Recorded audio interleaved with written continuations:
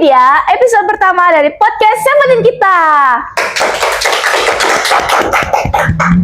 Akhirnya kita punya tempat buat ngobrol santai, sering cerita dan bahas hal-hal seru bareng kalian semua. Dan pastinya kita akan kedatangan narasumber-narasumber yang inspiratif, kreatif,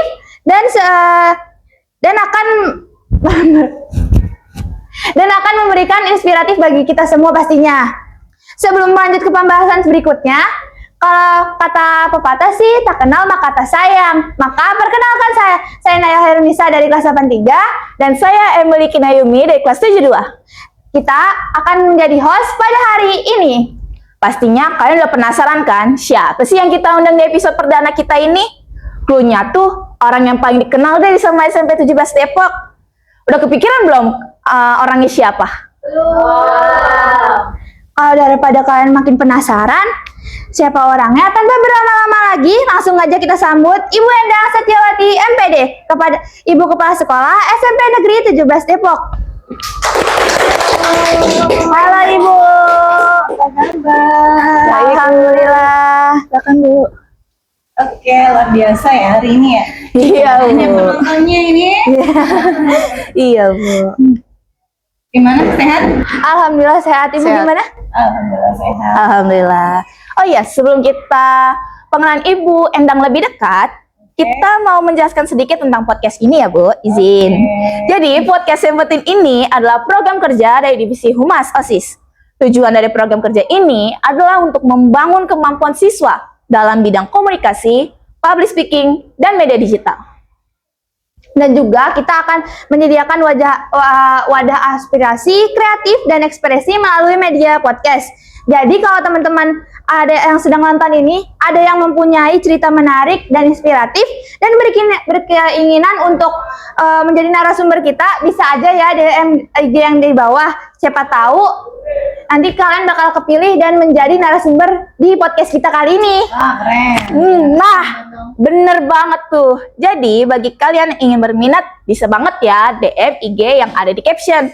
Itu dia penjelasan kita tentang program kerja podcast Sebutin ini. Keren. Nah, langsung aja ya kita lanjut ke acara selanjutnya.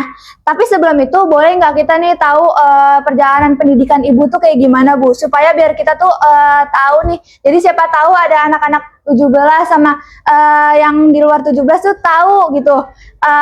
Dan menjadi inspiratif bagi kita semua. Ya. Perjalanan pendidikan ya? Iya. Berarti dari TK dong ya? Iya. Kalian TK nggak sih? TK loh. Aku TK. Saya yang TK. Oh, suami saya nggak TK katanya. Jadi kalau saya aslinya itu dari Jawa Tengah. Oh, Ibu Jawa Tengah.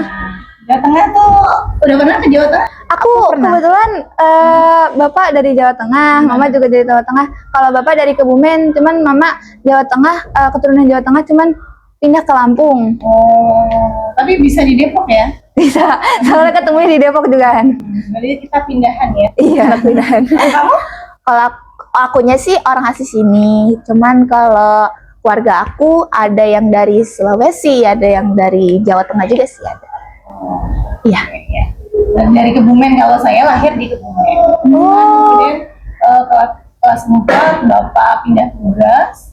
Kemudian saya pindah ke Banyumas. Waktu itu TK-nya di Kebumen dong, karena sampai SD kelas 4 saya di Kebumen ya. TK-nya di TK TK Bayangkari. Bapak itu polisi ya. Kemudian SD-nya sempat di Kebumen, SD Negeri Sudagaran 1, kemudian berpindah ke SD saat itu SD di Banyumas ya, SD Negeri 1 Banyumas. Kemudian SMP juga di negeri juga. Saya nggak pernah keluar negeri nih kebetulan. Saat itu ini ya masih trennya dalam negeri, negeri gitu ya. SMP 1 Banyumas, kemudian SMA Negeri 1 Banyumas. Kemudian saat itu ada istilahnya PMDK, gitu ya. Jadi yang lewat jalur prestasi. Kemudian saya mencoba prestasi ke Universitas Negeri Semarang. Wow, lumayan ya. Lumayan. Ya, jauh. Kalau dari Banyumas ke Semarang itu 6 jaman. Wah, 6 jam. 6 jam, dan itu saya ngambil jurusan waktu itu kimia karena SMA-nya saya kimia. Kemudian jurusan kedua akuntansi. Ternyata yang keterima malah akuntansi. Jadi saat itu S1-nya sebagai masuk di ekonomi akuntansi pendidikan ya. Memang cita-citanya tadinya dokter nih. Oh, jauh ya, jauh ya. Tapi kemudian seiring waktu kemudian berubah menjadi guru gitu ya. Dan alhamdulillah masuk di UNES, mengambil pendidikan dan jurusannya ekonomi akuntansi. Kemudian S2-nya belum lama lulusnya saya ambil S2. Keren. Ya, Keren sih. Baru S2 kemarin di Unja, tahun kemarin baru. Oh, baru lulus. Baru lulus. Keren, keren. Ngambilnya IPS. Ya, jadi bisa bermanfaat buat kenaikan jenjang. Aku mau tahu nih Bu, kan dulu nih kan belum zaman banget ya media sosial nih. Kan Ibu tadi kuliah S1 di UNES ya? Iya. Itu Ibu tahu UNES tuh dari mana sih Bu? Kan kalau sekarang tuh bisa aja ya nyari di media sosial, jadi gampang itu kita nyari-nyari infonya. Saya ingat pertama pakai HP itu saya kuliah udah mau selesai ya, jadi emang nggak ada media sosial itu paling lewat TV gitu. Iya. Tapi karena ini lewat undangan, jadi ada kesempatan kalau dulu itu kampus-kampus memberikan kesempatan undangan kepada siswa di SMA itu untuk mengikuti jalur prestasi ya undangan itu. Ya, dia lewat situ. Dan informasinya ya dari televisi, dari undangan itu, kemudian dari kakak kelas gitu, untuk mengetahui apa aja jurusannya gitu. Berarti benar-benar nggak ada informasi dari media sosial, selain TV ya paling ya. Masih zaman itu ya, zaman itu belum ada HP. Iya. Terus pandangan Ibu ke media sosial di zaman sekarang itu gimana Bu? Pandangannya memang luar biasa ya, kayak mata pisau ya, sisinya ada di sisi positif dan negatif. Iya. Ketika kita bisa menggunakan dengan bijak pasti luar biasa media sosial dan sangat penting bagi kita ya. Itu kecepatannya informasi dalam hitungan detik kita bisa tahu informasi di luar negeri ya. Iya. Tidak perlu harus ke sana. Kamu sekarang misalnya mau nelpon misalnya saudara di luar negeri pun bisa gitu ya. Dan itu luar biasa kalau kita menyikapinya dengan positif pasti banyak sekali manfaatnya. Kan tadi kan media sosial bagi Ibu pendapatnya kayak gitu ya. Nah sekarang aku mau tahu nih pendapat Ibu tentang media sosial untuk seumuran aku sama Emily nih. Kan soalnya kita tuh sering banget pastinya ya, sering banget menggunakan media sosial yang sekarang ini pastinya lebih gampang buat nyari informasi, buat belajar gitu. Kalau misalnya mungkin kita menggunakannya dengan baik, tapi ada satu hal yang mungkin emang bisa digunakan nggak baik, itu pandangan Ibu tuh gimana sih Bu? Kayak ya itu berarti kembali lagi ke kaliannya ya, kalian para remaja, bahkan anak TK pun bisa menggunakan medsos. Ini luar biasa dari saya ya. Kayak anak saya yang TK kemarin dia uang THR masih banyak, kemudian ngambil 100.000. Kenapa dia ngambil 100.000? Mau top up, top up gimana? Mau ke Indomaret, nyebrang jalan sama siapa? Sama tetangga ternyata. Terus nggak boleh. Kemudian ya udah aku jajan aja 20.000 top up juga ya. Gitu kan. Itu yang sebenarnya kayak saya pun belum gitu paham ya bagaimana pengguna kayak top up dan lain sebagainya. Itu yang harus diikuti memang tanggung jawabnya selain remaja itu sendiri ya. Anak kecil seusia SD mungkin masih tanggung jawab orang tua bagaimana dia mengatur waktu ya. Misalnya boleh pakai HP, boleh lihat media sosial, lewat televisi pun harus ada batasannya, waktunya dan siarannya. Itu harus dalam pengawasan orang dewasa. Untuk kalian ya tetap seperti itu merupakan tanggung jawab orang tua dan tanggung jawab kalian gitu. Karena kalian belum dewasa, masih masa remaja. Tapi utamanya tanggung jawab itu yang utama ya. Setiap orang itu pasti punya rasa tanggung jawab dan kemampuan masing-masing. Ketika remaja itu dia bertanggung jawab, pasti penggunaan media sosialnya juga baik. Tapi ketika dia menggunakannya berlebihan, kemudian tidak pada tempatnya, pasti akibatnya juga sebaliknya gitu ya. Apalagi tanpa pengawasan orang tua. Yang harusnya media sosial bisa memberikan informasi, mengerjakan tugas, pengembangan diri, kreativitas diri. Tapi sebaliknya, penggunaannya malah buat game. Iya. TikTok pun sebenarnya nggak semuanya buruk ya. TikTok banyak yang baik, memberikan hal positif. Apalagi ketika kita nge-share hal positif, orang lain tahu, mencontoh, itu juga luar biasa ya dampaknya juga bagi diri sendiri dan orang lain. Itu sangat-sangat kreatif ya Bu ya, kalau TikTok digunakan buat kayak kan membagikan kreativitas gitu, membagikan kreativitas, inspirasi, iya, dan membuat cuan-cuan ya. iya, ada juga beberapa. Jadi kita kayak selain bermain media sosial, kita juga punya uang sendiri lama-lama. Iya, dari kreativitas kita. Iya, aku mau tahu nih Bu, mau tahu lagi nih, kan Ibu nih Ibu kepala sekolah ya. Gimana sih Bu cara Ibu tuh ngadepin siswa tuh yang terlalu aktif di media sosial? Aktifnya tuh bukan aktif yang positif banget, bukan juga negatif banget Ibu. Jadi kayak dia tuh kadang-kadang postingannya negatif, ada negatif, arah-arah negatif nih. Kadang-kadang juga positif banget gitu. Ya, kita kan kalau saya kan bisa dibilang anaknya 1114 nih ya. Kalau Iya. SMP 17 ya banyak banget ya. Kalau secara pribadi ngecek pasti sulitan ya. Tapi kita adalah maksudnya tim dari humas, tim kesiswaan yang pasti akan memantau ya, walaupun tidak satu persatu, dan pasti akan tahu ya, baik itu laporan dari orang tua, dari temannya gitu, itu merupakan pantauan kita. Tapi secara pribadi kita akan memberikan tugas pada anak, gimana tugasnya itu pasti positif ya.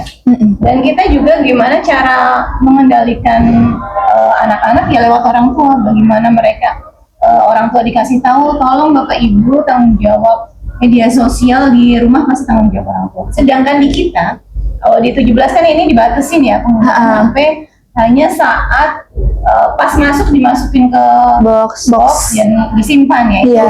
Dalam rangka biar belajarnya lebih fokus. Karena sebelum saya datang HP itu masih di anak ya. Bisa jadi guru nerangin di depan, anak di belakang main HP. Iya, saya angkatan saya itu baru ini sih, baru dimasukin ke box lagi. Iya, dan itu luar biasa efeknya ya.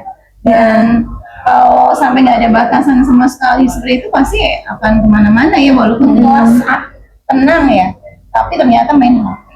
Dan kita nggak pingin kelas tenang tanpa kreativitas, tapi bukan berarti pakai HP itu bisa mematikan kreativitas ya.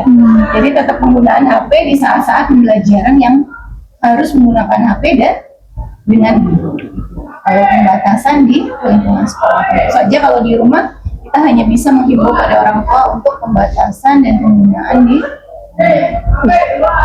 Sekarang seberapa pentingnya pendidikan literasi digital bagi pelajar? Tentu saja sangat penting ya. Kamu bisa melihat sekarang ini kalau toko buku bisa dibilang nggak laku ya. Iya, kita lebih suka baca di ini sih, di aplikasi-aplikasi sekarang. Bahkan saya novel lebih suka. Walaupun akhirnya harus berbayar, ya lanjut gitu ya. Iya.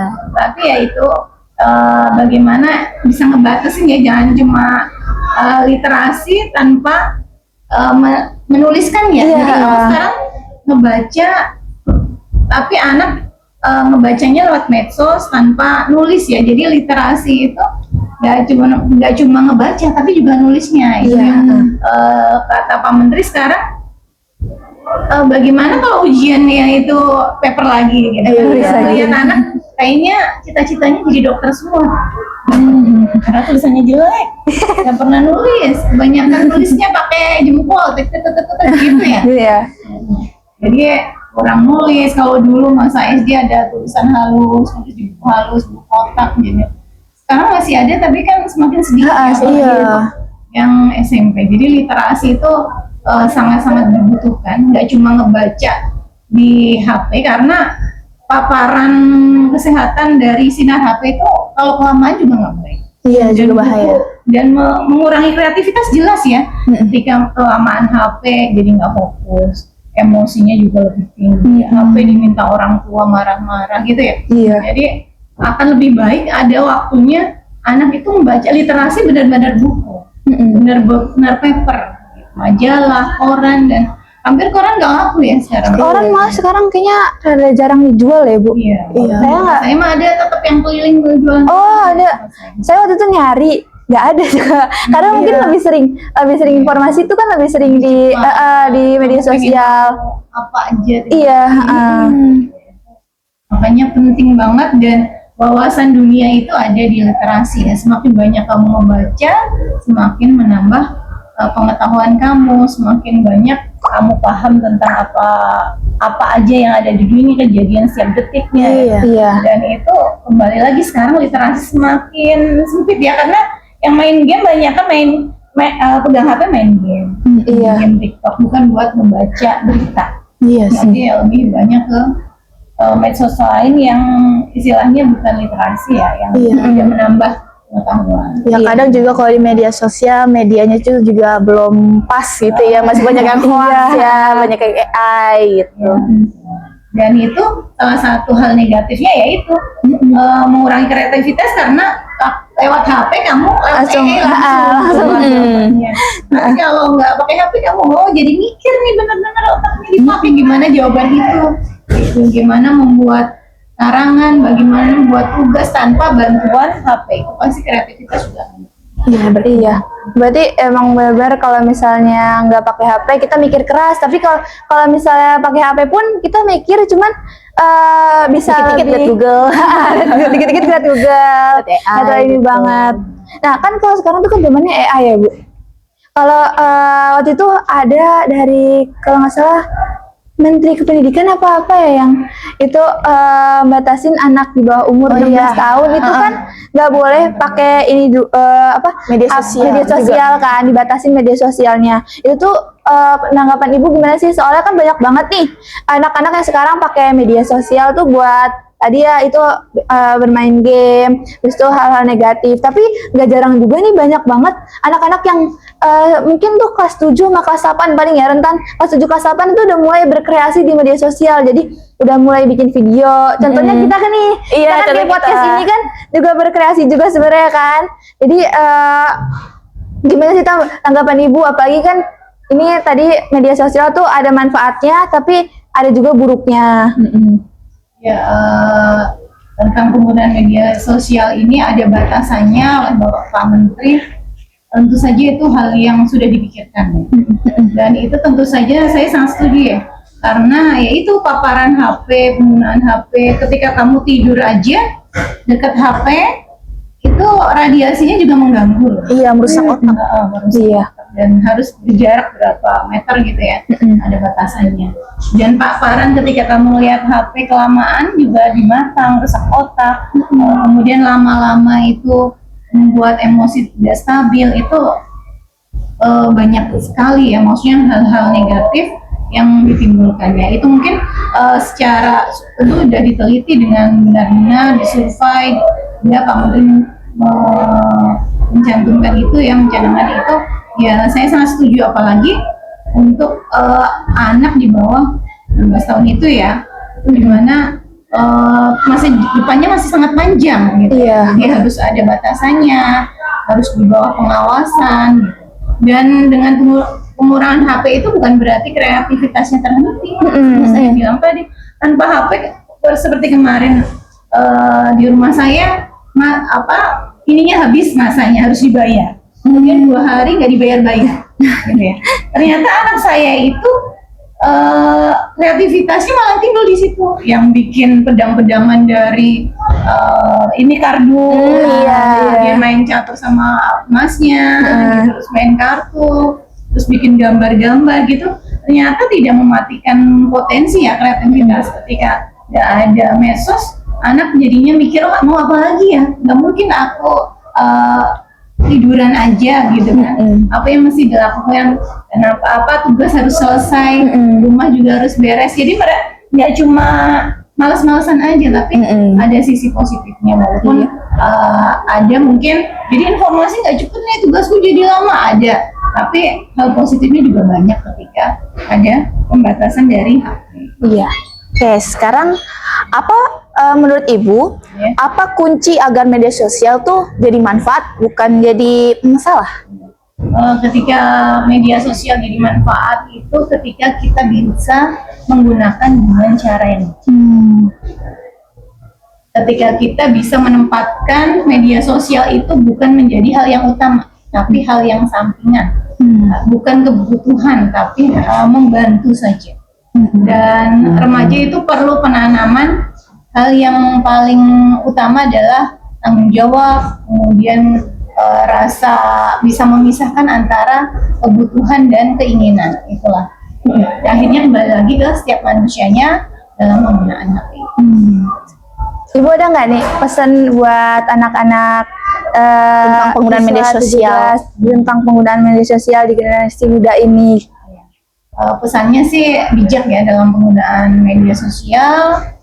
Waktu diatur dengan baik, jangan separuh hidupnya bahkan lebih buat media sosial ya. Karena kehidupan kita masih panjang. Hal-hal kepedulian sosial itu sangat penting. Ketika kita memegang HP nggak tahu orang di sampingnya nangis, nggak tahu adiknya belum makan, gitu kan, nggak tahu ibunya butuh bantuan gitu kan, emosi lebih luar biasa. Di situ ujiannya anak-anak sekarang dibandingkan kita yang dulu orang tua ya. Jadi ujian setiap masa pasti berbeda, dan bagaimana remaja seperti kamu harus mulai berpikir ke depan, berpikir panjang, bisa memanfaatkan HP dengan cara yang paling bijak.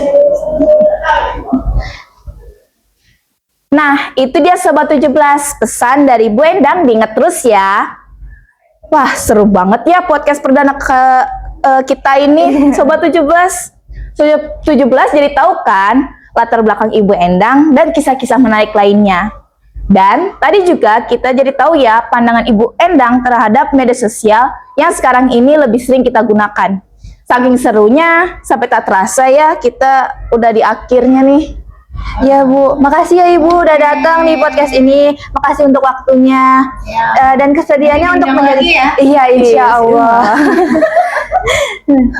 Semoga podcast kita kali ini bisa menjadi awal komunikasi yang baik antara kepala sekolah dan warga sekolah lainnya. Amin, amin ya robbal alamin. Podcast juga semakin berkembang ya. Amin. Cuma awal, nanti lama nggak ada lagi, tapi harus berkembang ngikutin apa nih yang lagi ini gitu. Iya. Dan syukur-syukur nanti siswa-siswa, guru-guru berkolaborasi, nggak yang tanya dari siswanya, tapi gurunya yang siswanya bisa. Nah, sebagai penutup pada podcast kali ini, aku ada dikit pantun nih. Jangan lupa bilang cakepnya ya. Pergi ke kota membawa peta. Peta digital di dalam gawai. Cakep. Mari bijak bermedia sosial. Bentar maaf. Mari bijak bermedia sosial kita. Sobat 17 cerdas, sekolah pun pawai. Oke, mungkin cukup sekian dari podcast perdana pertama kali ini. Terima kasih untuk Bu Endang ya untuk podcast kali ini. Wassalam, sekian dari kami, kurang lebih mohon maaf. Wassalamualaikum warahmatullahi wabarakatuh. Terima kasih kepada podcast yang luar biasa mempersiapkan.